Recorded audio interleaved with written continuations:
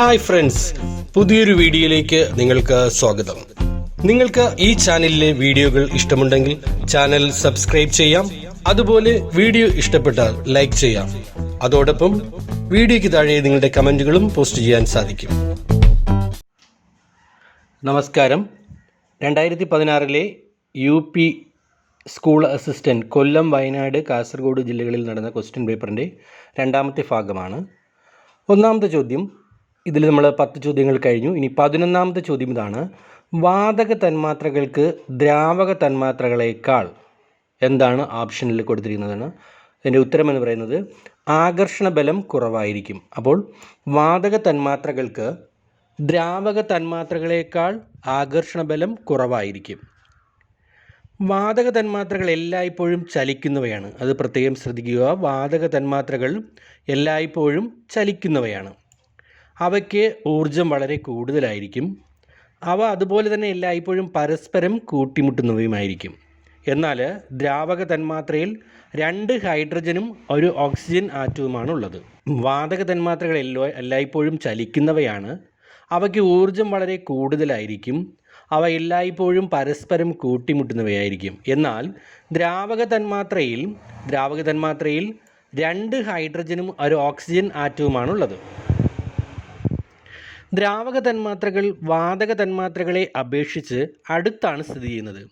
അതുമാത്രവുമല്ല, അവയ്ക്ക് ഊർജം വാതക തന്മാത്രകളേക്കാൾ കുറവായിരിക്കും. ചലന വേഗത കുറവുമായിരിക്കും. അപ്പോൾ വാതക തന്മാത്രകൾക്ക് ദ്രാവക തന്മാത്രകളേക്കാൾ ആകർഷണ ബലം കുറവായിരിക്കും. ഇനി അടുത്ത ചോദ്യം, സമ്പർക്ക പ്രക്രിയ വഴിയാണ് വ്യാവസായികമായി എന്താണ്? ഓപ്ഷൻ ബി ആണ്, സൾഫ്യൂരിക് ആസിഡ് നിർമ്മിക്കുന്നത്. അപ്പോൾ സമ്പർക്ക പ്രക്രിയ വഴിയാണ് വ്യാവസായികമായിട്ട് സൾഫ്യൂരിക് ആസിഡ് നിർമ്മിക്കുന്നത്. അപ്പോൾ സൾഫ്യൂരിക് ആസിഡ് നിർമ്മിക്കുന്നത് സമ്പർക്ക പ്രക്രിയ വഴിയാണ്, അല്ലേ? അതായത് നിർമ്മാണ പ്രക്രിയ അല്ലെങ്കിൽ കോണ്ടാക്ട് പ്രോസസ്സ് എന്നാണ് അറിയപ്പെടുന്നത്, അല്ലേ? അപ്പോൾ ഈ സമ്പർക്ക പ്രക്രിയ അറിയപ്പെടുന്നത് നിർമ്മാണ പ്രക്രിയ അല്ലെങ്കിൽ കോണ്ടാക്ട് പ്രോസസ്സ് എന്നാണ് അറിയപ്പെടുന്നത്. അപ്പോൾ ഈ സൾഫ്യൂരിക് ആസിഡുമായി ബന്ധപ്പെട്ട് PSC ചോദിക്കുന്ന ചോദ്യമാണ് ആസിഡുകളുടെ രാജാവ് എന്നറിയപ്പെടുന്നത്, അല്ലേ? സൾഫ്യൂരിക് ആസിഡാണ്. അതുപോലെ രാസവസ്തുക്കളുടെ രാജാവ് എന്നറിയപ്പെടുന്നതും സൾഫ്യൂരിക് ആസിഡാണ്. രാസവസ്തുക്കളുടെ രാജാവ്, ആസിഡുകളുടെ രാജാവ്. ഇതിൻ്റെ രാസനാമം എന്ന് പറയുന്നത് H2SO4 ആണ്. H2SO4 ആണ് രാസനാമം എന്ന് പറയുന്നത്. ഈ നിർമ്മാണ പ്രക്രിയയിൽ ഉപയോഗിക്കുന്ന ഉൽപ്രേരകമാണ് വനേസ്യം പെൻറോക്സൈഡ്. അപ്പോൾ ഇതിൻ്റെ ഈ സമ്പർക്ക പ്രക്രിയയിൽ ഉപയോഗിക്കുന്ന ഉൽപ്രേരകത്തെ അറിയപ്പെടുന്നത് വനേസ്യം പെൻറോക്സൈഡ് എന്നാണ്. അതുപോലെ തന്നെ കാറിൻ്റെ ബാറ്ററികളിൽ ഉപയോഗിക്കുന്ന ആസിഡാണ് ഏത്? Sulphuric acid. നമുക്കറിയാം കാർ ബാറ്ററികളിൽ ഉപയോഗിക്കുന്ന ആസിഡ്, PSC ക്വസ്റ്റ്യൻ ആണ്. കാർ ബാറ്ററികളിൽ ഉപയോഗിക്കുന്ന ആസിഡ് ഏതാണ്? സൾഫ്യൂരിക് ആസിഡാണ്. അതുപോലെ എണ്ണ ശുദ്ധീകരണശാല അതുപോലെ തന്നെ മലിനജല സംസ്കരണത്തിന് ഉപയോഗിക്കുന്ന ആസിഡ് ഏതാണ്? സൾഫ്യൂരിക് ആസിഡാണ്. അപ്പോൾ അതുപോലെ ഡൈനാമിറ്റ് നിർമ്മാണത്തിന് ഉപയോഗിക്കുന്ന ആസിഡും ഈ സൾഫ്യൂരിക് ആസിഡാണ്. അപ്പോൾ സൾഫ്യൂരിക് ആസിഡിനെ ആസിഡുകളുടെ രാജാവ് എന്നാണ് അറിയപ്പെടുന്നത്. രാസവസ്തുക്കളുടെ രാജാവ് എന്നൊക്കെ സൾഫ്യൂരിക് ആസിഡിനെ വിളിക്കുന്നുണ്ട്. അടുത്ത ചോദ്യം, ജലം തിളച്ച് നീരാവിയാകുന്നത് ഉത്തരം ഓപ്ഷൻ ഡി ആണ്. 373 കെൽവിൻ ആണ്. 373 കെൽവിനിലാണ് ജലം തിളച്ച് നീരാവിയാകുന്നത്. അപ്പോൾ ഊഷ്മാവിൻ്റെ യൂണിറ്റ് അല്ലെങ്കിൽ താപത്തിൻ്റെ യൂണിറ്റാണ് കെൽവിൻ എന്നറിയപ്പെടുന്നത്. കെൽവിൻ എന്ന് പറയുന്നാൽ ഊഷ്മാവിൻ്റെ യൂണിറ്റാണ്. നെഗറ്റീവ് താപനില രേഖപ്പെടുത്താത്ത സ്കെയിലാണ് കെൽവിൻ സ്കെയിൽ. അപ്പോൾ അത് പ്രത്യേകം ശ്രദ്ധിക്കുക. നെഗറ്റീവ് താപനില രേഖപ്പെടുത്താത്ത സ്കെയിലാണ് കെൽവിൻ സ്കെയിൽ എന്നറിയപ്പെടുന്നത്. അപ്പം ജലം തിളച്ച് നീരാവിയാകുന്ന കെൽവിൻ ഏതാണ്? 373 കെൽവിൻ സ്കെയിലാണ്. അടുത്ത ചോദ്യം, അന്തരീക്ഷ ഊഷ്മാവിൽ 14ാമത്തെ ചോദ്യം ഇതാണ്: അന്തരീക്ഷ ഊഷ്മാവിൽ ദ്രാവക അവസ്ഥയിലുള്ള ഒരു അലോഹ മൂലകമാണ് ഏതാണ്? ഉത്തരം ബ്രോമിനാണ്. അപ്പോൾ ബ്രോമിനാണ് അന്തരീക്ഷ ഊഷ്മാവിൽ ദ്രാവക അവസ്ഥയിലുള്ള ഒരു അലോഹ മൂലകം. ബ്രോമിനാണ്, അല്ലേ? ബ്രോമിൻ്റെ അറ്റോമിക നമ്പറാണ് 35. അപ്പോൾ ബ്രോമിൻ്റെ അറ്റോമിക നമ്പർ 35 ആണ്. ഹാലജൻ മൂലകമായ ബ്രോമിൻ ബാഷ്പീകരണശീലമുള്ള ദ്രാവകവുമാണ്. അപ്പോൾ ഹാലജൻ മൂലകമായിട്ടുള്ള ഈ ബ്രോമിൻ ബാഷ്പീകരണശീലമുള്ള ദ്രാവകവുമാണ്. ഇനി മെർക്കുറി ഇതിൻ്റെ ഓപ്ഷൻ എ പറയുന്നത് മെർക്കുറി അഥവാ രസം എന്താണ്? അണുസംഖ്യ, ഇതിൻ്റെ മെർക്കുറിയുടെ അണുസംഖ്യ എന്ന് പറഞ്ഞാൽ 80 ആണ്. അപ്പോൾ മെർക്കുറി എന്ന് പറഞ്ഞാൽ 80 ആയിട്ടുള്ള ഒരു മൂലകമാണ് മെർക്കുറി. ഇതിൻ്റെ പ്രതീകം എന്ന് പറഞ്ഞാൽ Hg ആണ്. Hg ആണ് ഇതിൻ്റെ പ്രതീകം. ഗാലിയം, ഓപ്ഷൻ സി എന്താണ്? ഗാലിയം അല്ലേ. അപ്പോൾ ഗാലിയത്തിൻ്റെ എന്താണ്? അണുസംഖ്യ 31 മൂലകമാണ് ഗാലിയം. താഴ്ന്ന താപനിലയിൽ പൊടിഞ്ഞു പോകുന്ന ഖരരൂപമാണ് ഏത്? ഗാലിയം.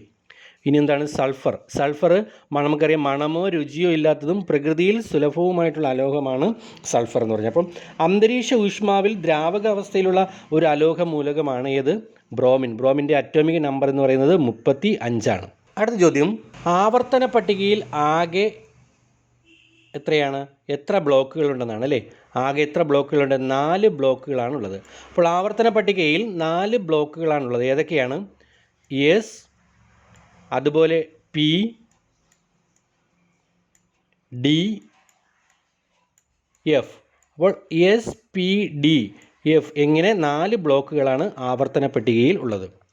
അപ്പോൾ ഇതുമായി ബന്ധപ്പെട്ട് PSCക്ക് ചോദിച്ച ചോദ്യങ്ങളാണ്. ആവർത്തന പട്ടികയുടെ പിതാവ് ദിമിത്രി മെൻഡലീവ് ആണ് ആവർത്തന പട്ടികയുടെ പിതാവ്. അതുപോലെ ആവർത്തന നിയമം ആവിഷ്കരിച്ചതും ദിമിത്രി മെൻഡലീവ് ആണ്. അതേസമയം ആധുനിക ആവർത്തന പട്ടികയുടെ പിതാവ് എന്ന് പറയുന്നത് മോസ്ലിയാണ്. അപ്പോൾ ആധുനിക ആവർത്തന പട്ടികയുടെ പിതാവ് മോസ്ലിയാണ്. ആധുനിക ആവർത്തന നിയമം ആവിഷ്കരിച്ചതും ആരാണ്? മോസ്ലിയാണ് അല്ലേ. ഇനി ഇതുപോലെ PSCക്ക് വളരെ ഇമ്പോർട്ടൻ്റ് ആയിട്ടുള്ള ഒരുപാട് പ്രാവശ്യം ചോദിച്ചൊരു ചോദ്യമാണ്, മൂലകങ്ങളെ ലോഹങ്ങളെന്നും അലോഹങ്ങളെന്നും വർഗീകരിച്ചത് ആരാണ്? ലാവോസിയാണ്. അപ്പോൾ മൂലകങ്ങളെ ലോഹങ്ങളെന്നും അലോഹങ്ങളെന്നും വർഗീകരിച്ചത് ആരാണ്? ലാവോസിയെ. അപ്പോൾ ആധുനിക ആവർത്തന പട്ടികയിൽ എത്ര ഗ്രൂപ്പുകളുണ്ട്? 18 ഗ്രൂപ്പുകളാണ്, 4 ബ്ലോക്കുകളും അല്ലേ. 4 ബ്ലോക്കുകളാണുള്ളത്, 18 ഗ്രൂപ്പുകളുമാണ് ഉള്ളത്. അടുത്ത ചോദ്യം, നിറമില്ലാത്ത ഒരു സംയുക്തമാണ് ഏത്? ഉത്തരം സോഡിയം ഹൈഡ്രോക്സൈഡ്. അപ്പോൾ നിറമില്ലാത്ത ഒരു സംയുക്തമാണ് സോഡിയം ഹൈഡ്രോക്സൈഡ്. ഇതിൻ്റെ മറ്റൊരു പേരാണ് കാസ്റ്റിംഗ് സോഡ. കാസ്റ്റിംഗ് സോഡ എന്നാണ് ഇതിൻ്റെ മറ്റൊരു പേര്. അപ്പം സോഡിയം ഹൈഡ്രോക്സൈഡ് ആണ് നിറമില്ലാത്ത ഒരു സംയുക്തം. അമോണിയം ഡൈക്രോമേറ്റിൻ്റെ നിറം എന്ന് പറയുന്നത് ഓറഞ്ചും അല്ലെങ്കിൽ റെഡും ആയിരിക്കും. അമോണിയം ഡൈക്രോമേറ്റിൻ്റെ നിറം എന്താണ്? ഓറഞ്ച് അല്ലെങ്കിൽ റെഡും ആയിരിക്കും.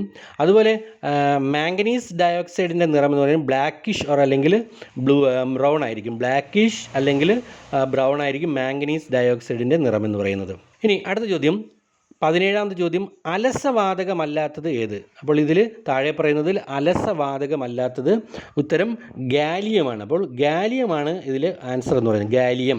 16ൻ്റെ ആൻസർ എ ആണ്, സോഡിയം ഹൈഡ്രോക്സൈഡ്. 17ാമത്തെ ചോദ്യം, അലസവാതകമല്ലാത്തതെന്ന് പറയുന്നത് ഗാലിയമാണ്. അപ്പോൾ നമ്മൾ ഈ അലസവാതകങ്ങൾ അറിയപ്പെടുന്ന ഉത്കൃഷ്ടവാതകങ്ങൾ അല്ലെങ്കിൽ നിഷ്ക്രിയ വാതകങ്ങളൊക്കെ എന്ന് വിളിക്കുന്നത് ഈ അലസവാതകങ്ങളാണ്. മറ്റു വാതകങ്ങളുമായി വിരളമായി രാസപ്രവർത്തനത്തിൽ ഇത് ഏർപ്പെടുക. അപ്പോൾ മറ്റു വാതകങ്ങളുമായിട്ട് വിരളമായിട്ട് രാസപ്രവർത്തനങ്ങളിൽ ഇത് ഏർപ്പെടുക, അതിൻ്റെ ഒരു പ്രത്യേകതയാണ്. അപ്പോൾ ഏതൊക്കെയാണ് അലസവാതകങ്ങൾ എന്ന് പറഞ്ഞാൽ ഹീലിയമുണ്ട്, സിനോണ്, അതുപോലെ തന്നെ റെഡോണ്, ക്രിപ്റ്റോൺ, നിയോൺ, ആർഗൺ, ഇതൊക്കെ അലസവാതകങ്ങളാണ്. അപ്പോൾ അലസവാതകങ്ങൾ ഉൾപ്പെടാത്തത് ഇത് ഗാലിയമാണ്. അപ്പോൾ ഏതൊക്കെയാണ് അലസവാതകങ്ങൾ എന്ന് പഠിക്കുക. ഹീലിയം, സിനോൺ, റെഡോൺ, ക്രിപ്റ്റോൺ, നിയോൺ, ഇതൊക്കെ അലസവാതകങ്ങളാണ്. നമുക്കറിയാം വലിയ വിമാനങ്ങളുടെ ടയറിലേക്ക് നിറയ്ക്കുന്നത് ഏതാണ്? അത് ഹീലിയമാണ് അല്ലേ. ഹീലിയമാണ് ഇതിൻ്റെയൊക്കെ ടയറുകളിലൊക്കെ നിറയ്ക്കുന്നത്. അടുത്ത ചോദ്യം ഇതാണ്, 18ാമത്തെ ചോദ്യം, അമോണിയം വാതകം ഈർപ്പരഹിതമാക്കുന്നതിന് ഉപയോഗിക്കുന്നത് എന്ത് എന്നുള്ളതാണ്. ഇതിൻ്റെ ഉത്തരം കാൽസ്യം ഓക്സൈഡാണ്. Calcium oxide. അടുത്ത ചോദ്യം, സിൽവർ നൈട്രേറ്റ് ഉപയോഗിച്ചാണ് എന്ത് തിരിച്ചറിയുന്നത്? സിൽവർ നൈട്രേറ്റ് ഉപയോഗിച്ചാണ് ക്ലോറൈഡ് തിരിച്ചറിയുന്നത്. ക്ലോറൈഡ് തിരിച്ചറിയുന്നത് അപ്പോൾ സിൽവർ നൈട്രേറ്റ് ഉപയോഗിച്ചാണ്. ഇനി 20ാമത്തെ ചോദ്യം ഇതാണ്, 4-അസറ്റമിഡോഫിനോൾ. 4-അസറ്റമിഡോഫിനോൾ എന്നത് എന്താണ്? പാരസൈറ്റമോൾ ആണ്. പാരസൈറ്റമോളിനെയാണ് എന്ത് പറയുന്നത്? 4-അസറ്റമിഡോഫിനോൾ എന്ന്. അസറ്റമിഡോഫിനോൾ എന്നറിയപ്പെടുന്നത് എന്താണ്? പാരസെറ്റമോളാണ് അല്ലേ. അപ്പോൾ ഇതിൻ്റെ ഉത്തരം ശ്രദ്ധിക്കുക. 19ാമത്തത് ഓപ്ഷൻ ഡി ആണ്. 18 ഓപ്ഷൻ ഡി ആണ്, കാൽസ്യം ഓക്സൈഡും അതുപോലെ ക്ലോറൈഡ് തിരിച്ചറിയുന്നത്. ഇനി 20ാമത്തത് പാരസൈറ്റമോൾ. ഇനി 21ാമത്തെ ചോദ്യം, പ്രാഥമിക വർണ്ണമല്ലാത്തത് ഏത്? അപ്പോൾ താഴെ പറയുന്നതിൽ പ്രാഥമിക വർണ്ണം അല്ലാത്തത് ഏത് എന്നുള്ളതാണ്. അപ്പോൾ ഉത്തരം ഓപ്ഷൻ ബി ആണ്. പ്രാഥമിക വർണ്ണമല്ലാത്തത് എന്ന് പറയുന്നത് ഓപ്ഷൻ ബി ആണ്. അപ്പോൾ എന്താണ് ഇതിൽ പ്രാഥമിക വർണ്ണങ്ങൾ ഏതൊക്കെയാണ് എന്നാണ് നമ്മൾ ആദ്യം പഠിക്കുക. അപ്പോൾ പച്ച, അതുപോലെ ചുമപ്പ്, നീല. പച്ച, ചുമപ്പ്, നീല, ഇതൊക്കെയാണ് പ്രാഥമിക വർണ്ണങ്ങൾ അല്ലേ. 3 പ്രാഥമിക വർണ്ണങ്ങളാണുള്ളത്. അപ്പോൾ ഇതിൽ പ്രാഥമിക വർണ്ണമല്ലാത്തത് മഞ്ഞ. അപ്പോൾ മഞ്ഞ എന്താണ്? ദ്വിതീയ വർണ്ണം, സെക്കൻഡറി കളറാണ് അല്ലേ. അപ്പോൾ പ്രൈമറി കളർ 3 കളറാണ്, പച്ചയും നീലയും ചുവപ്പും, അല്ലെങ്കിൽ ചുവപ്പ് പച്ച നീല പ്രാഥമിക വർണ്ണങ്ങൾ.